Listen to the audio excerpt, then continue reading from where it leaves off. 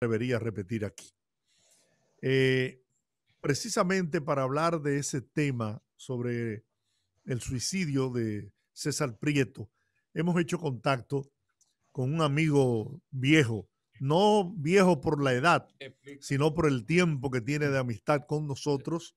Es un profesional, doctor en psicología, psicología clínica, una autoridad en la materia y que siempre ha colaborado con este equipo que conforma el rumbo de la tarde. Me refiero al doctor César Zapata.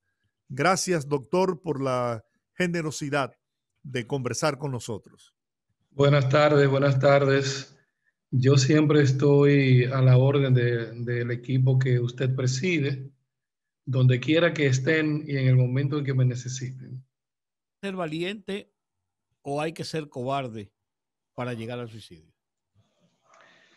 Mire, el suicidio no tiene que ver con valentía o con temores o con cobardía.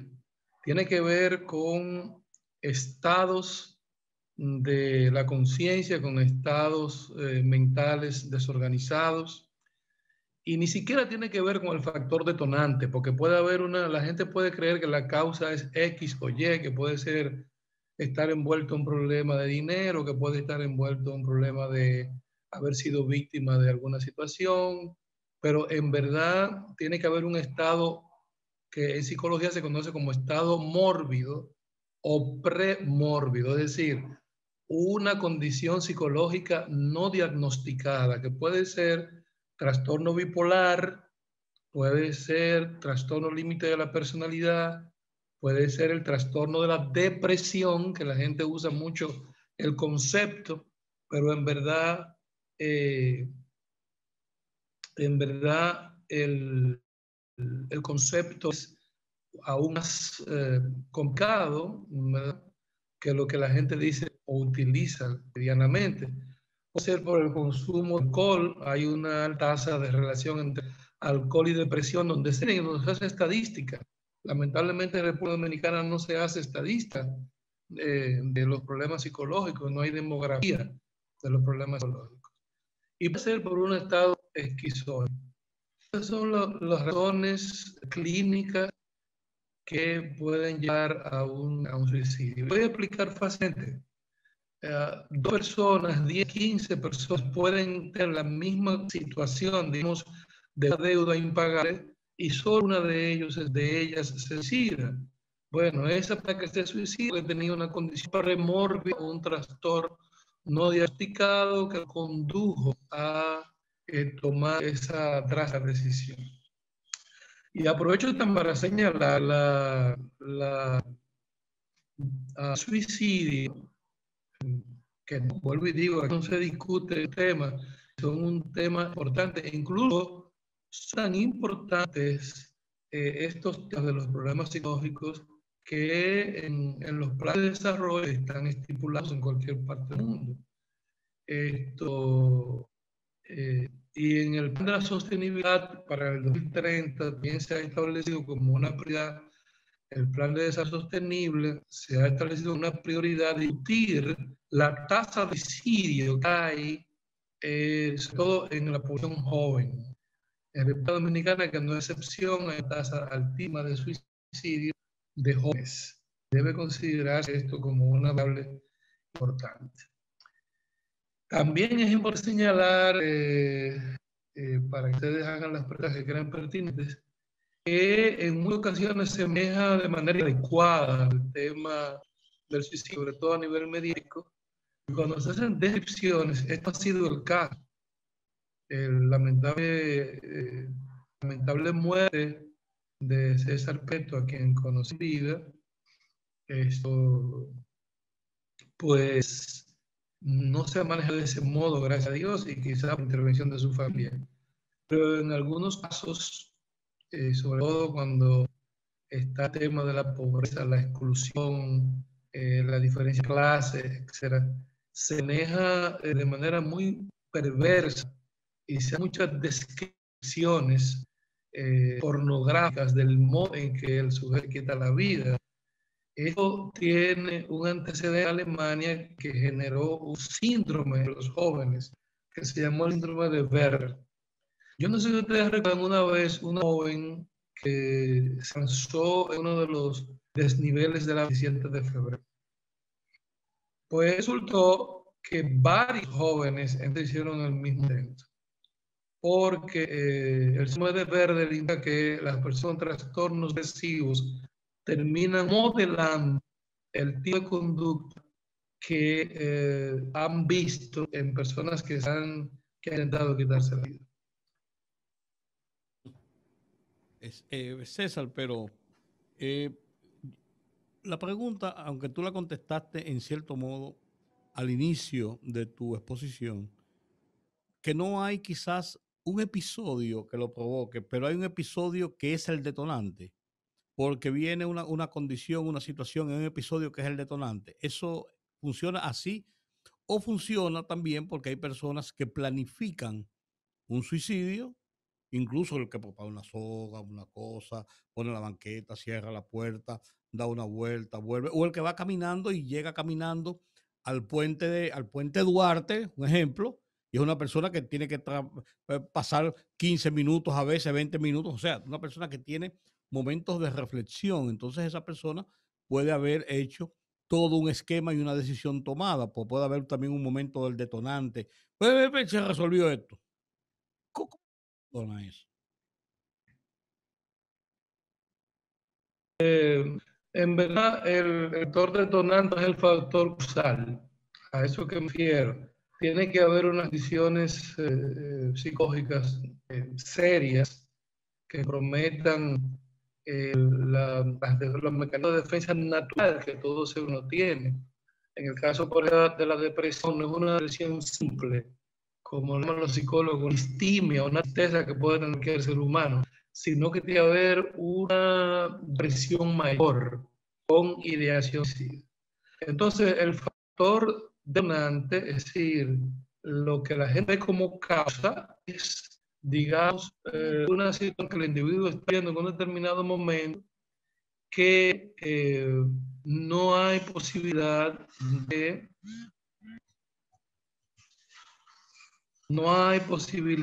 de establecer como factor causal, debido a que a un grupo de personas le puede ocurrir lo mismo y encuentran otras vías de solución.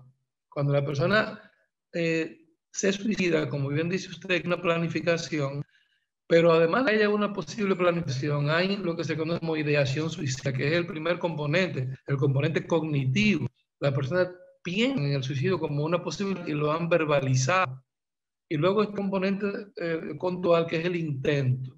Por ejemplo, aquí hay tasa de suicidio entre jóvenes, población entre 14 y 20 años, que sorprendentemente, en el caso de los varones, la tendencia al intento suicida es de 2 a 3 veces.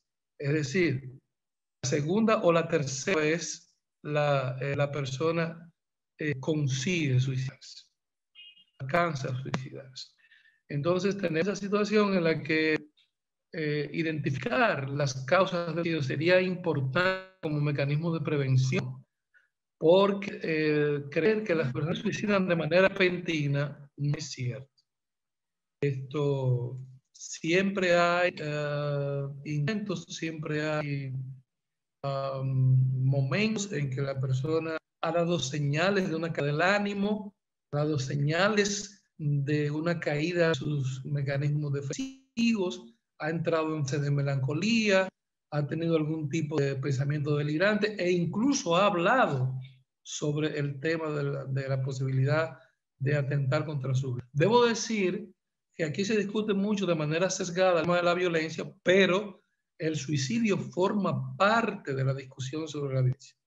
Es decir, es violencia autoinfligida, pero es violencia. Y debería ser un tema de discusión también. Y de que su padre, su madre, un hermano se haya suicidado en la conducta depresiva o suicida de un pariente. Es decir, si mi padre se suicidó o se mató, eso puede influir en mí posteriormente.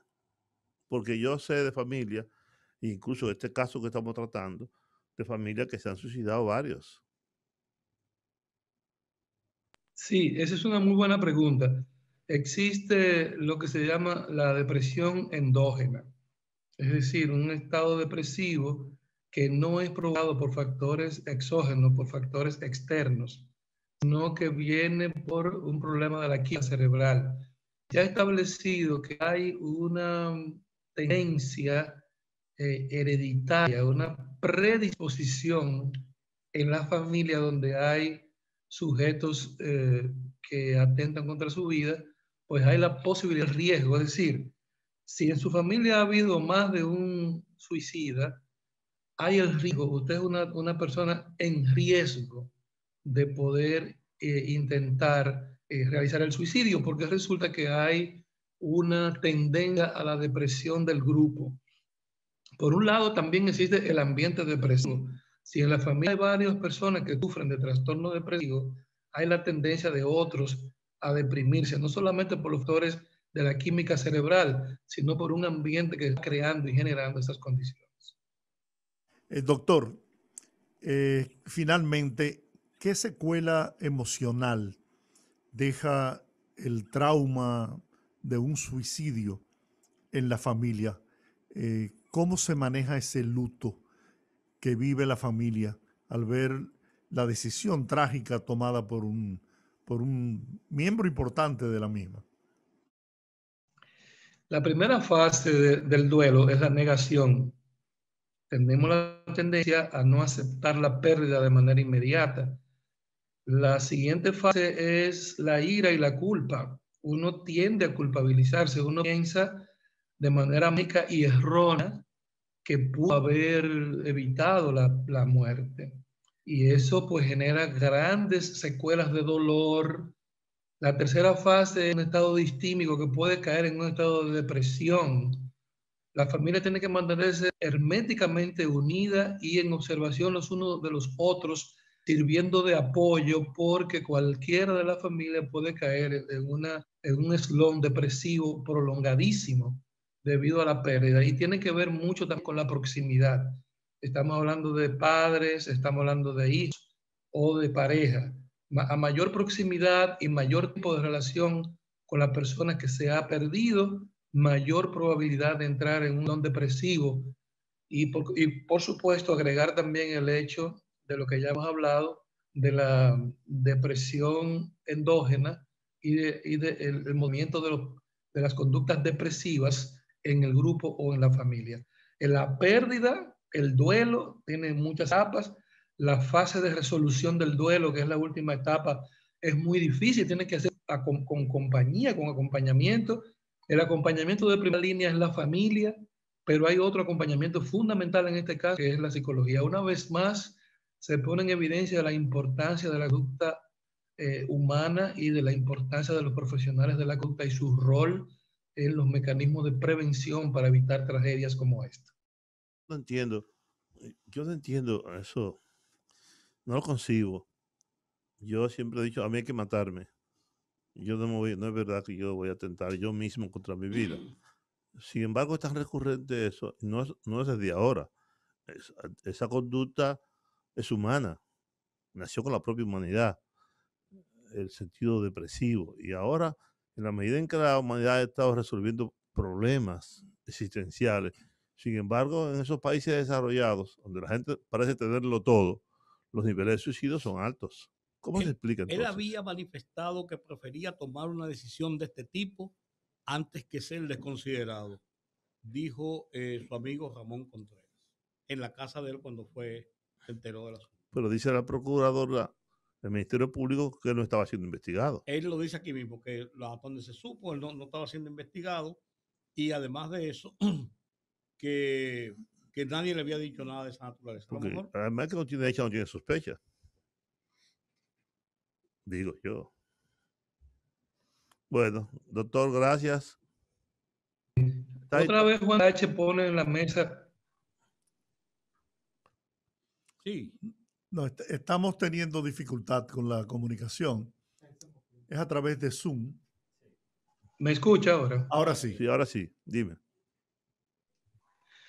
Otra vez Juan TH tiene razón en plantear el problema de la demografía del suicidio en sociedades donde parece la gente tenerlo todo.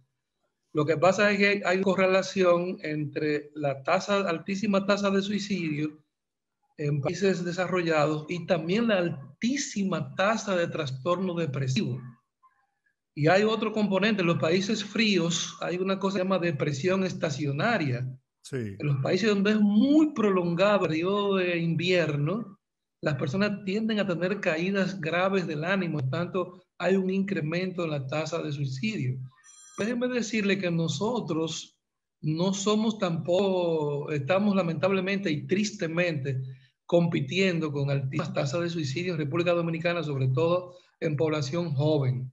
Le puedo decir, en el 2019, no tengo la estadística de la ONU del 2020, pero en el 2019 nosotros tuvimos 521 suicidios. Sí. Y en ese mismo periodo, la tasa de mortalidad y prevalencia del suicidio en República Dominicana va entre un 6 a un 7, lo que quiere decir que estamos hablando de 7 muertes por 100.000 personas. La Organización Mundial de la Salud considera la cuarta razón de muerte en jóvenes al suicidio. Y una triste estadística es que de los 500, de los 500 tantos suicidios que hubo en República Dominicana en el 2019, el 89% fue de hombres. Sí.